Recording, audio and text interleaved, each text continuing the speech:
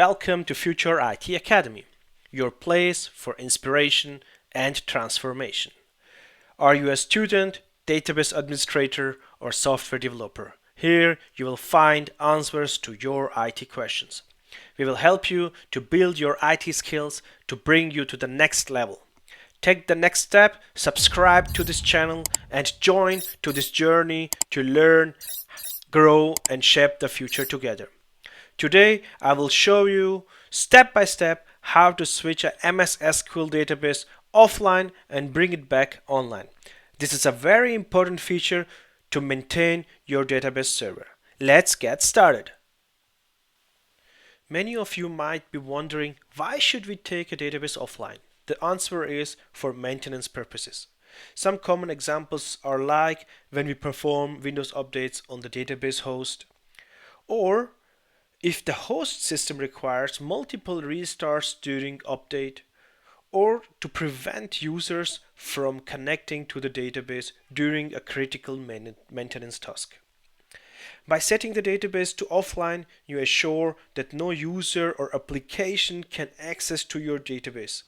If someone tries to run any query while it's offline, then their queries will fail.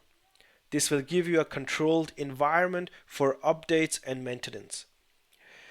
If you don't take the database offline during the maintenance task, it can lead to failed queries, data corruption, and interrupted transactions, especially if users are actively connected. This increases the risk of system instability and unpredictable behavior, making updates less reliable and harder to troubleshoot. First, we need to log into our database server. I will connect using the SA account. SA stands for System Administrator. You can give the username here in this field, SA, and then the password. Once we are logged in, we can see all the databases running on the server on the left side under this folder Databases. There are two different methods to switch a database to offline. The first method is using the UI wizard, and the second method is with a TSQL script. To use the first method, go to the database which you want to take offline. I will select this Hello World database, right click, go to Tasks, Take Offline. When you click on this option, you will see this window. Check the database name if you selected the correct database, and then click to OK. As soon as the task is completed, a red X will appear on the database name. It means that the database is now offline. For those who prefer working with TSQL scripts, you can build the script like this. Go to the menu bar, New Query. When you click it to here, it's important that you change the database to master before you set any database to offline.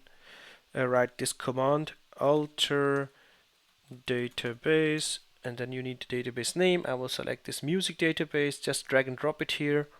Next line, set offline with rollback immediate. This command immediate means that it will close all open transactions and connections. To execute this command, just go to this menu bar and click to execute. Then you will see the message, the command completed successfully. When we refresh the database list, you will see also an X on this database music.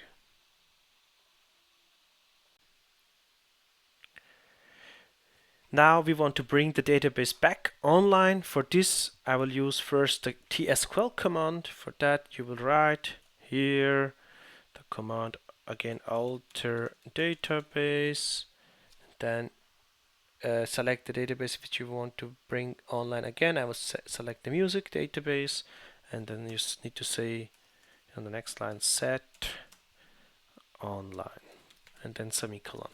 Important, delete this the first command out, that you don't execute it again. and then you can go to this menu bar, execute, and then you will see command successfully completed, and then refresh, and then you will see the access gone. If you prefer UI method, I will show you also how you can bring a database back online with UI. You just go to the database hello world, which is offline currently. You just make a right click, tasks, then bring online. Then you will see success message, and then you close it and refresh, and you will see the database is online back. So this was a quick insight into how to switch your databases offline and online in MS SQL. As you can see, it's a powerful and straightforward feature to ensure smooth maintenance. Give it a try yourself. If you found this video helpful, give it a thumbs up and subscribe to my channel for more practical IT content. Feel free to leave a comment about what topics you would like to see next. See you next time, and good luck managing your database.